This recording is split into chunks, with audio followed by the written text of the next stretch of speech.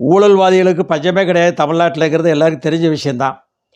தற்போது ஊழலால் தான் தற்போது கூட்டணிகளே எல்லாரும் இணைஞ்சு வர்றாங்க. கூட்டணிக்கு ஏன் வர்றாங்கன்னா, ஊழலை மறைப்பதற்காக தாங்கள் சேர்த்த சொத்துக்களை அனுபவிக்கிறதுக்காக வர்றாங்க. சிறை செல்வதற்கு மனசு இல்லை, அவங்களுக்கு தயார் இல்லை. அவங்களுடைய மனைவிமாரெலாம் கண்ணீர் விடுகிறார்கள்.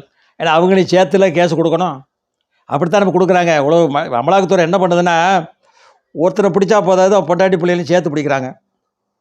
இப்போ அவங்களும் சிரமப்படுறாங்களே. ஏன்னா சொத்து அவங்க பேரில் எழுதுனா சும்மா இருக்குமா? ஊழல் துறை, அமலாக்கத்துறை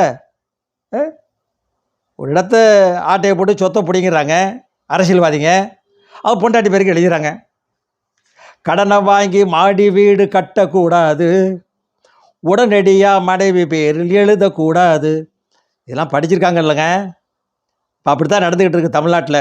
ஊழல்வாதிகள் யாரும் தப்பிக்க முடியாது.